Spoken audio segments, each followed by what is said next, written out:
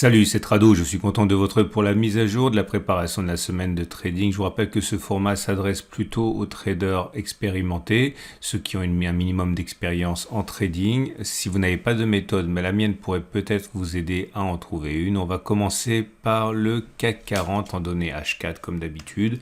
On voit que les cours sont englués dans une zone comprise entre la résistance des 74,57, 74,50 d'une part et en bas cette énorme bande de support journalier à 74,00, 72,95.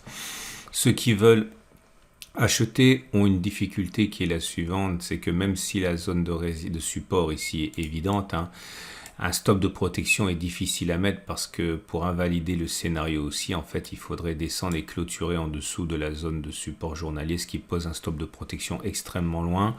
Donc certains préféreront sans doute attendre, prendre leur mal en patience, quitte à laisser passer le train, mais voir d'abord les cours revenir sur le support H4 des 73,34, 73,13, avec un stop de protection pas trop éloigné en dessous de la zone. Ceux qui veulent plutôt spéculer à la baisse peuvent le faire dans cette zone des 74,57, 74,50, doublé par une autre résistance ici 74,90, 74,60 comme on peut le voir sur l'attaque haussière, baissière qui a eu en fin de semaine dernière, donc le vendredi 12 mai. Pour mettre le stop de protection, voilà comment on peut s'y prendre. Si vous n'avez pas de méthode, la méthode des ATR peut véritablement vous apporter de l'aide. Il s'agit de prendre l'outil qui s'appelle Average True Range, qui est là, et vous allez avoir des valeurs ici. On va prendre un exemple, simplement à titre illustratif. Imaginons que vous décidiez d'acheter dans la zone bleue, ici, on va dire à 73,20 pour un chiffre qui arrive, un chiffre rond, donc on va dire à peu près ici. Donc vous allez prendre le cours d'achat, donc 73,20, et vous allez enlever la valeur d'un ATR au moment où on sera dessus. Imaginons que l'on soit justement au même niveau que maintenant en termes d'ATR à 28,9, on va dire 29. Donc vous enlevez 29 tout simplement et vous allez arriver à 72,91. Alors 72,91, ça veut dire que votre stop de protection, il serait à peu près ici. Je le fais à la 72,91. Alors c'est un petit peu près de la zone de support. Peut-être que là, il vaudrait mieux prendre deux ATR. Donc dans ce cas, vous enlevez encore la valeur d'un ATR si vous voulez deux ATR. Donc c'était 29. Donc vous reprenez votre calculatrice, vous enlevez encore 29. Et vous allez donc arriver à un stop de protection qui sera cette fois établi à 72,62. 72,62, ça veut dire que votre stop de protection, il est à peu près, voilà, 72,62. Si vous voulez spéculer à la baisse, cette fois, c'est la même chose. On va prendre un exemple. Imaginons que vous décidiez de rentrer en position baissière. On va prendre un chiffre là au hasard, 74,60. Ok, donc vous prenez 74,60 pardon, et vous ajoutez cette fois la valeur d'un ATR puisque le stop de protection doit être au-dessus, donc vous ajoutez 29 en imaginant bien sûr que ce soit la valeur au moment où vous entriez en position. Ça fait un stop de protection à 74,89. 74,89, ça vous positionne le stop de protection à peu près ici. À noter également que c'est à peu près de la résistance. Certains voudront prendre deux ATR pour avoir plus de marge de manœuvre. Donc vous l'avez compris, vous ajoutez encore 29 pour deux ATR de stop de protection. Ça fait un stop de protection à 75,18. Donc cette fois-ci, ça donne à peu près ceci. 74,18, je l'ai laissé passer. Il est, non, c'est bon, 74,18. Ici, pardon, je dis n'importe quoi, c'est 75,18, donc ça vient un stop de protection ici. Maintenant, vous pouvez... Donc, si vous voulez utiliser des Turbo 24, je vous rappelle que le principe du Turbo 24, c'est qu'il y a un knockout, c'est-à-dire qu'il y a un niveau à partir duquel vous perdez tout votre investissement. Donc, il faut absolument que le knockout ne soit pas touché. Donc, il faut vraiment que le knockout soit positionné, enfin, le choix du Turbo 24 soit tel que votre knockout soit par-delà votre stop de protection, parce que sinon, je le répète, vous perdriez toute votre mise. Donc, imaginons que vous vouliez acheter. Donc, vous passez... vous cherchez des longs, des Turbo 24 longs, vous faites apparaître les différents niveaux de knockout pour être sûr que vous ne soyez pas déclenché avant votre stop de protection.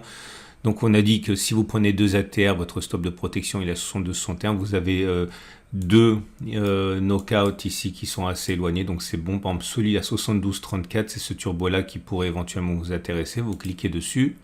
Ok, et là vous allez passer à l'achat, vous déterminez votre cours d'achat. On a dit que utiliser le pricer, c'est beaucoup plus facile. On avait dit donc qu'on achetait dans cette zone-là à... je ne me rappelle plus, on avait dit soit... imaginons donc que vous décidez de rentrer à 73... allez, 73,20. Ici, ce sont que des exemples de toute manière. Donc ça veut dire que ça correspond en niveau turbo 24 à 1,366, puisque la valeur du turbo n'est pas la même que la valeur du cours d'entrée. Vous copiez simplement ça sur le ticket d'ordre. Et 1000 c'est beaucoup quand on débute, 10 c'est bien. Voilà, vous risquez 13,66 et il n'y a plus qu'à passer l'ordre en achetant là, ainsi.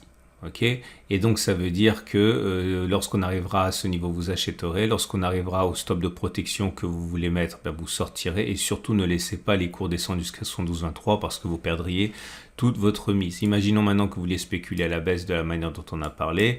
On a parlé d'un stop de protection ici à 74,88 et un deuxième éventuellement pour plus de marge de manœuvre à 75,20. Eh bien, tout simplement, vous cette fois-ci, vous voulez un knockout au-dessus, puisque c'est un trade à la baisse. Donc, vous voulez shorter. Regardez les différents niveaux de knockout. Vous en avez un ici à 75,80 qui est pas mal, loin de votre stop de protection. Vous cliquez. Et pareil, vous déterminez le niveau auquel vous voulez entrer. Vous utilisez le pricer pour ça. Imaginons donc que vous rentriez à, allez, je dis encore n'importe quoi, à 74,70. 74,70, ça veut dire que votre niveau d'achat Turbo 24, c'est 1,508. Vous copiez ça sur le ticket d'ordre. Vous achetez par exemple 10 turbos. Vous risquez 15 et vous cliquez. Et ça veut dire que vous allez pouvoir être déclenché lorsqu'on atteindra l'objectif que vous êtes fixé. Mais attention, surtout, sortez sur le stop de protection et pas sur le niveau de knockout. Autrement dit, évitez de perdre toute votre mise, même si ce n'est que quelques dizaines d'euros. C'est le principe qui compte. Voilà. Je ne vais pas reprendre ça pour tous les actifs, mais c'est ainsi que l'on peut positionner des stops de protection et derrière travailler avec des Turbo 24 avec des risques de perte quand même assez bien calculés. Il faut travailler avec une petite position quand on commence. On va passer maintenant au DAX. Votre rendez-vous avec IG. IG, bien plus que du trading. Une équipe d'experts à vos côtés. Le DAX est en période de congestion congestion, ça baisse évidemment, mais c'est en congestion entre ces deux grandes bandes horizontales. Ici, la résistance H4 16 980 et la zone ici journalière des 15 750, 15 660. Je ne vois pas trop comment rentrer sereinement à part sur ces deux zones. Ceux qui veulent acheter, vont attendre naturellement que l'on s'enfonce dans cette zone orange avec un stop de protection en dessous, notamment en utilisant la méthode des ATR évoquée au début de la vidéo. Ceux qui veulent spéculer à la baisse peuvent le faire, j'imagine, sur cette zone de résistance H4 16 15 980. Maintenant, si pour une raison ou une autre on devait décoller et franchir significativement cette zone, après en être sorti, si on devait revenir sur cette même zone, il s'agirait donc d'un support par la règle du changement de polarité. Donc les achats pourraient se faire sur cette zone avec un stop de protection en dessous et inversement pour la zone ici de support. Les bougies Akinashi que pour l'instant indique que c'est vraiment mitigé. Pas moyen véritablement non plus là de donner une direction claire. Vous voyez, ce sont des petites bougies, petits corps, mèche haute, mèche basse, bref. Pour l'instant, c'est de l'indécision et c'est pour ça que je ne suis pas véritablement pressé de rentrer avant ces deux grandes zones précédemment mentionnées. Et on passe au Wall Street et tout semble se passer dans un mouchoir de poche en termes de support et des résistances. J'en vois quand même beaucoup rendant le trade compliqué. Un support H4 ici peut-être pour les acheteurs, 3370, 32 930, stop de protection en dessous. Et la zone la plus proche pour une spéculation à la baisse, c'est la résistance H4 des 33 480, 33 340, stop de protection au-dessus. On l'aura compris, ce ne sont pas des zones qui sont faciles à gérer parce que vous avez des supports et des résistances en embuscade. Donc sachez que ce ne sera pas le marché le plus facile à trader cette semaine. Les bougies Akinashi montrent toute cette indécision par la présence de petites bougies mèche haute, mèche basse, permettant de qualifier ce marché d'assez incertain. Et souvenez-vous toujours, il n'y a aucune obligation à trader lorsque cela semble quand même assez compliqué. C'est beaucoup plus simple, il me semble, sur les autres marchés. Et on passe au Nasdaq, le Nasdaq qui est en train de rebondir sur une zone de résistance, une zone de support journalier, je corrige en même temps, Et ce support, il est établi à 13 290, 13 250 environ. Le rebond est en train de se produire et ce qui veut dire que ceux qui veulent acheter peuvent considérer ça comme une zone de support avec un stop de protection en dessous de la zone orange. Autre solution, attendre un retour sur le support H4 des 1380, 1340.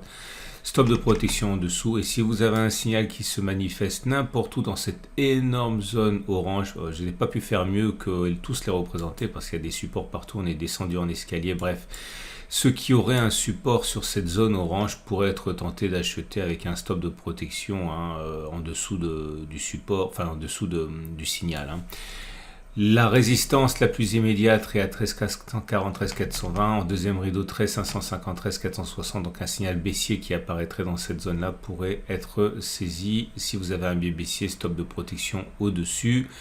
Et les bougies Aiki-Nashi montrent bien qu'il y a une rémission en cours. Alors, cette bougie ne vaut pas grand-chose puisqu'en Aiki-Nashi, vous voyez bien, de toute façon on est au tout début de ce lundi matin, cette bougie n'est pas fermée, mais en tout cas pour l'instant il y a bien des signes de résistance dans la phase baissière. Et on passe à l'euro-dollar sur une énorme zone de support journalière. Regardez, je dézoome un petit peu. On ne peut pas faire mieux là aussi qu'avec toutes ces zones de support intermédiaires que de tracer une énorme zone ici qui pourrait faire l'affaire de quiconque trouvera un signal d'achat dans cette zone. Le stop de protection devra être mis en dessous du signal. Maintenant, on peut également attendre de revenir sur le support H4 des 1,0851, 1,0846, c'est de mettre le stop de protection en dessous de la zone orange. Mais il risque d'y avoir des signaux avant. Les vendeurs peuvent tenter leur chance sur cette énorme zone de résistance H4 1,0936, 1,0902. Pareillement, on mettra le stop de protection au-dessus de la zone qu'on a choisie ou alors juste au-dessus du signal. Lorsqu'il se sera déclaré, vous avez des bougies Aiki-Nashi qui montrent qu'il y a des velléités haussières qui se mettent en place avec une première bougie verte, attention, bougie temporaire, mais en tout cas ce n'est pas rouge pour l'instant et il y a bien la volonté de rebondir au moins provisoirement pour l'euro-dollar. Et on termine ce tour d'horizon avec Bitcoin qui essaie tant bien que mal de se rattraper, de se raccrocher aux branches avec cette ancienne résistance devenue support provisoire à 26 470, 25 970 ici. À noter que ceux qui veulent acheter peuvent le faire maintenant avec un stop de protection en dessous de la zone. Ou alors attendre un signal. Autre opportunité pour les acheteurs, attendre un retour sur le support journalier des 25 920, 23 900 avec un signal qui se déclencherait dans cette zone. Les vendeurs attendent soit que l'on revienne sur la résistance H4 27 625, 27 290, soit la résistance suivante des 28 315, 28 080. Stop de protection au-dessus de ces mêmes zones. On en a terminé avec ce tour d'horizon des zones d'intervention. Je vous rappelle que la base, quand même, lorsque l'on débute, c'est de se concentrer sur ces zones d'intervention et attendre qu'un signal s'y produise. Méfiez-vous des marchés américains, il me semble assez compliqué cette semaine à trader. Je vous souhaite une excellente journée. Si vous voulez vous familiariser avec les outils que j'ai développés dans cette vidéo, notamment les Turbo 24 ou les CFD à risque limité, vous pouvez travailler avec mon partenaire IG, c'est un des leaders mondiaux. Et vous avez également en dessous de la vidéo d'autres vidéos qui vous donnent des outils supplémentaires, notamment pour le positionnement du stop de protection. Je vous souhaite une excellente journée. Pensez à vous abonner à ma chaîne YouTube afin de pouvoir consulter dans l'onglet communauté lorsque l'on arrive sur une zone d'intervention pour être averti. Vous pouvez également liker, ça me fait toujours plaisir. Vous pouvez également vous abonner et je vous dis à la semaine prochaine pour la mise à jour de la préparation de la semaine de trading.